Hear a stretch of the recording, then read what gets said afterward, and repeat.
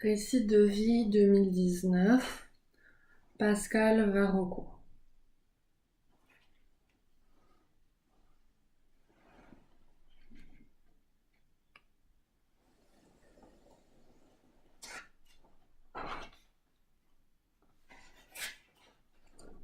Pascal Varocco.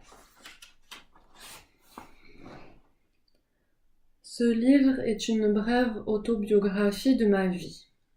Je n'y cite aucun nom de personne ayant croisé mon chemin. En fait, c'est une introduction à la publication de mes nouvelles passions artistiques. Ces dernières ont débuté il y a environ 2 ans, peu de temps après mon arrivée à Montpellier. Ma renaissance. Je suis née le lundi 3 août 1959 dans la maison familiale de la commune de Pinon, dans le département de l'Aisne, Picardie. Mon papa est maçon, ma maman, mère au foyer. J'ai vécu une enfance heureuse avec mes 3 frères et ma sœur.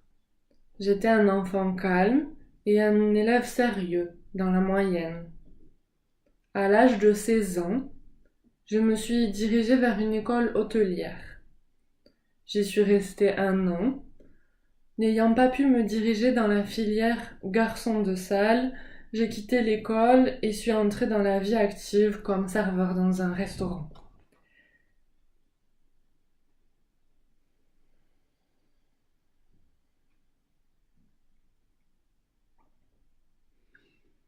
C'était un travail très difficile et fatigant, si bien que j'ai dû arrêter au bout de quelques mois à cause de graves ennuis de santé.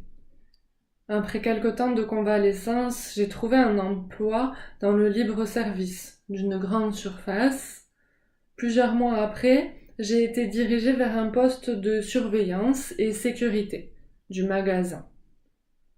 Ensuite, je me suis inscrite à divers concours administratifs, encouragée et conseillée par mon supérieur hiérarchique, qui se trouvait être un inspecteur de police en retraite. Pour lui, je n'avais aucune perspective d'évolution à ce poste, alors que j'avais du potentiel pour réussir.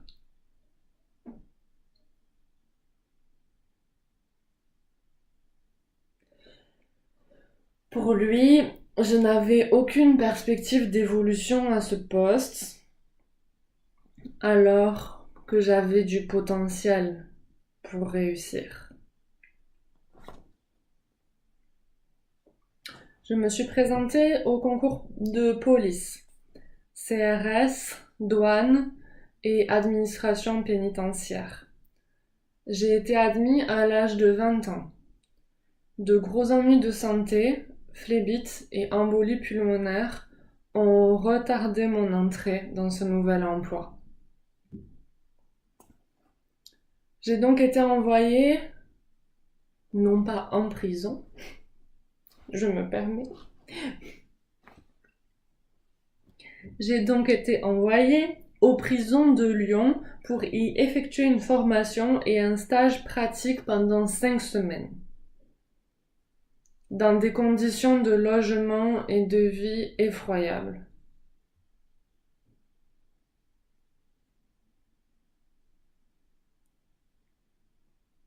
Nous étions 15 stagiaires pour un seul dortoir avec un WC, un lavabo et un poêle à fuel pour tout chauffage. Ce dortoir était situé en détention et certains endroits étaient infestés de rats. La douche était située à l'autre bout de la prison. Il fallait donc y aller en uniforme, sans compter les grilles à franchir, avec une seule clé pour 15. Et bien sûr, chacun à son tour. 3 petits points.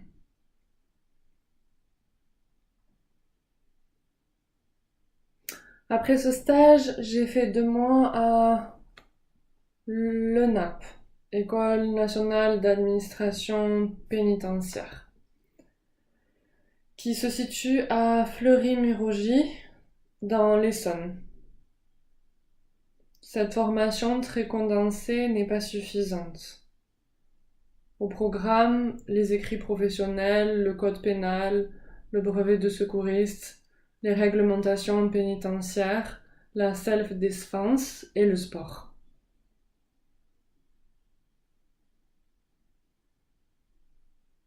Je ne rentre pas dans les détails. Peut-être qu'un jour j'écrirai un livre sur ma carrière. Oui.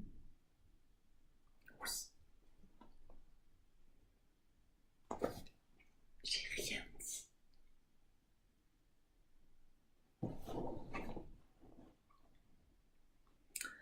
À l'issue de cette formation, j'ai été affectée à la prison de Fresnes, dans le Val-de-Marne. Un milieu particulièrement difficile et glauque. Dans cet établissement régnait une discipline de fer. Ce lieu était réputé pour être l'un des plus durs de France. Craint par les détenus et très rigide pour le personnel. J'y ai côtoyé le grand banditisme. La pègre parisienne, corse, marseillaise, les comparses de Mesrine, les quartiers de haute sécurité et le quartier des condamnés à la peine capitale.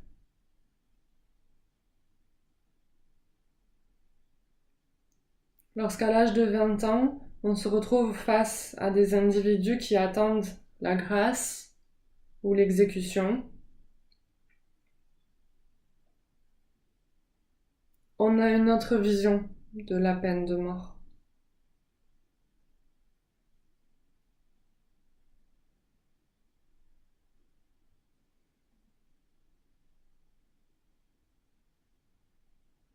Il flotte une ambiance indescriptible. Je vous laisse imaginer.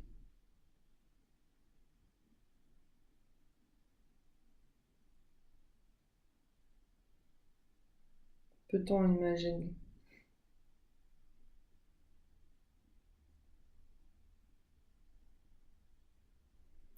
En 1981, la peine de mort fut abolie par Robert Badinter, ministre de la Justice. J'ai obtenu une mutation en 1985 pour la prison de Chalon-sur-Marne, un établissement à taille humaine.